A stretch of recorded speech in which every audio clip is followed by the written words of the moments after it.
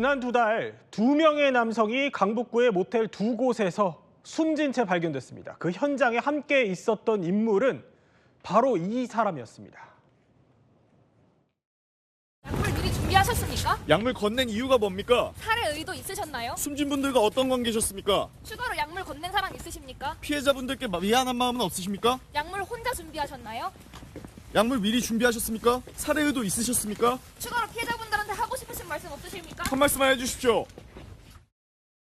자, 장윤주 변호사님, 조금 전에 이제 모습을 봤던 그 피해자에게 법원이 구속영장을 이제 발부를 했습니다. 대체 무슨 일이 있었던 거죠?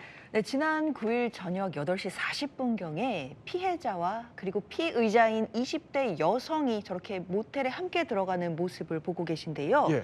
그런데 저렇게 두 사람이 함께 들어갔지만 그로부터 약 2시간 뒤에는 피의자인 20대 여성만 혼자 모텔에서 빠져나오게 됩니다. 혼자? 아, 저렇게요? 그런데 보시면 예. 한 손에 검은 비닐 봉투가 들려 있고요. 한 손으로는 휴대폰을 만지면서 뭐 연간 그 계속 휴대폰 화면을 보면서 서성이 있는 듯하게 있다가 네. 택시가 도착하니까 바로 택시를 타고 현장을 그렇네요. 빠져나가는 모습이거든요. 예. 그런데 문제는 함께 모텔에 들어갔던 피해자는 다음 날 사망한 채로 발견이 된 겁니다. 그래요? 예. 그런데 여기서 더 큰 문제가 있습니다. 지난달에도요, 강북구의 다른 모텔에서 또 다른 남성이 사망한 채로 발견이 됐는데 예. 그때도 이 해당 여성이 함께 있었던 것으로 확인이 된 겁니다. 아, 이곳이 아닌 다른 모텔에서도 비슷한 사건이 있었다는 거예요. 그러니까 두 건의 사망 사건이 비슷한 장소에서 벌어졌다는 건데, 근데 아까 그 피해자 모습 봤을 때요, 그 기자들이 계속해서 물어보는 게 약물 관련해서 좀 집요하게 물어보더라고요. 그러니까 경찰은 이 두 남성을 모두 약물로 사망하게끔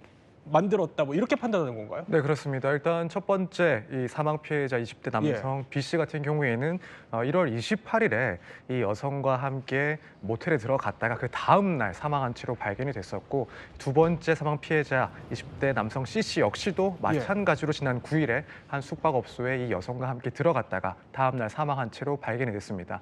당시에 이 여성과 함께 투숙을 했다라는 점 역시도 공통된 점이긴 하지만 무엇보다도 이 여성에게서 건네받은 숙취해소 음료제를 마시고 사망을 했다라고 경찰에서는 보고 있습니다. 그래요? 일단 예. 경찰에 의하면은 이 가해자 여성 A 씨가 스스로도 이 숙취해소 음료제에다가 자신이 약물을 타서 이걸 건네주고 마시게 했고 그로 인해서 사망한 것으로 보인다라는 진술을 하고 있는 것으로 보이고, 아마 이 피해자들에 대한 검시 역시도 마찬가지 결과가 나오지 않았을까 싶습니다. 네, 그렇기 때문에 지금 약물에 의한 그런 사망 건들이다라고 보고 있는 상황으로 보이고, 예. 참고로 가해자 A 씨 같은 경우에는 이 음료수에 탄 약물에 대해서 자신이 정신과 병원에서 정상적으로 처방받은 약물이다라고 진술하고 있는 것으로 보입니다. 본인이 처방받은 약물이다. 아니, 그런데 피해자들 입장에서는 아까 숙취해소제라고 하셨으니까, 그러니까 경찰은 이게 숙취해소제를 건넸기 때문에 의심하지 않고 마실 수밖에 없었다, 이렇게 보는 거예요? 일단 그렇게 봐야 될 것 같습니다. 물론 지금 피해자들이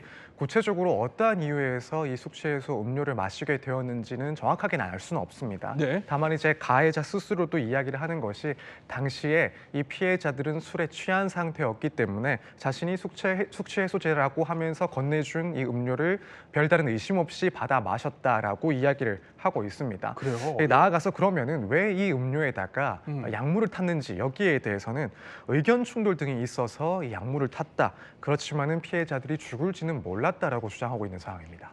근데 문제는요, 여기서 끝이 아닙니다. 보면은 숨진 이 2명의 피해자 말고도요, 비슷한 피해자가 알고 보니 또 있었다고 해요. 그렇습니다. 경찰이 고소장을 접수를 했습니다. 한 20대 남성이요, 이 A 씨가 건넨 음료를 마시고 기절했다라는 내용의 고소장을 제출을 했다라는 겁니다. 그래요? 그러니까 네. 시기적으로는 2025년 12월 14일인데요.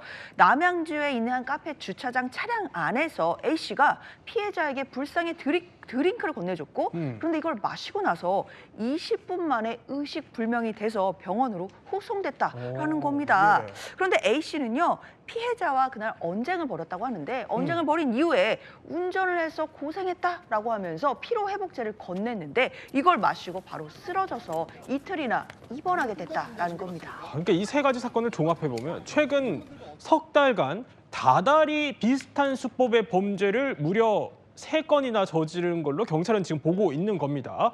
자, 그러면 도대체 이 피해자는 왜 잇따라서 약물 음료를 각기 다른 3명에게 건넨 것일까요? 좀 더 조사가 이루어져 봐야겠지만 범죄 심리 전문가는 우선 이렇게 분석합니다. 자신보다 힘이 센 사람을 존재를 통제하는 통제욕이 발동된 거죠.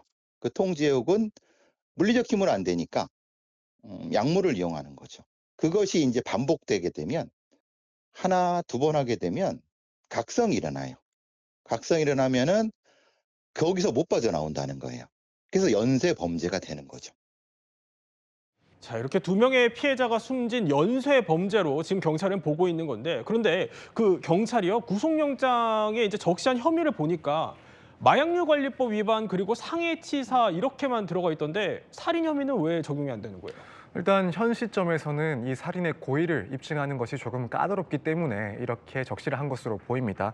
이제 지금 가해자 역시도 예. 자신이 살인을 할 의사는 아니었다, 죽을 줄은 몰랐다라고 주장을 하고 있는 상황입니다. 그렇다면 경찰 입장에서는 당시에 정황을 밝혀내서 살인의 고의를 입증을 해야 되는데 지금 사용했다, 그러니까 이 음료에다가 탔다라고 하는 그 약물이 뭐 예를 들어 청산가리와 같은 그런 중대한 독극물이 아니라 본인이 직접 처방을 받은 그런 정신과 약물이라고 하고 있는 상황이라서 네. 그렇다면 이 고의를 부정하고 있는 입장에서 현 시점에서는 살인의 고의를 인정하기엔 다소 부족하다라고 그래요? 경찰에서는 예. 판단하지 않았을까. 만약에 뭐 살인 혐의로 구속영장을 청구했다가 이런 점에 있어서는 다툼의 여지가 있다라고 또 영장이 기각될 가능성까지 또 염두를 봤을 때 현 시점에서는 상해치사 혐의 등으로 구속영장을 청구하고 추가적인 보강 수사를 통해서 살인 고의 유무를 판단하겠다라는 입장으로 보입니다. 물론 이제 피해자는 죽을 줄 몰랐다 이렇게 주장하고 진술을 한 것으로 알려지고 있지만, 그런데 미심쩍은 부분이 있습니다. 바로 이 대목입니다. 보면은요, 그러니까 1차 그 상해 사건 때보다 2차, 3차 사망에 이르게 한 그 사건 때 배 이상의 약물을 사용한 것으로 경찰은 지금 보고 있다는 겁니다. 아니, 이건 어떻게 봐야 돼요? 그렇기 때문에 경찰도 그 2차, 3차 범죄에서 배 네. 이상의 약물 사용한 부분에 대해서 수사력을 모으고 또 집중해서 수사를 할 것으로 보입니다. 왜냐하면 1차 상해 사건보다 2차, 3차 때 배 이상의 약물을 사용했다라고 한다면 혹시 이 약물을 사용하게 되면 피해자가 사망할 수도 있다라는 점을 예상하고 이걸 용인했을 가능성, 그러니까 적어도 살인에 대한 미필적 고의가 있는 것 아니겠느냐, 이렇게 판단해 볼 수가 있거든요. 그렇기 때문에 살인죄 그리고 살인 미수죄를 제명을 적용하기 위해서는 관련돼서 살인의 고의를 입증해야 되기 때문에 그렇군요. 관련된 수사, 예. 왜 양을 늘렸는지에 대해서 수사력 집중할 것으로 보입니다. 자, 이 사건을 지금 들여다보고 있는 또 범죄 심리 전문가는요, 피해자에게 이 검사만큼은 꼭 진행해야 한다 이렇게 말하고 있습니다. 직접 들어보시죠.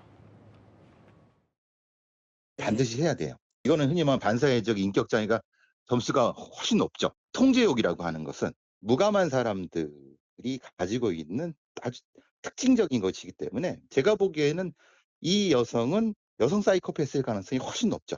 이걸 언제부터 계속 이렇게 해왔는지 프로세스 전체를 봐야 된다는 거예요.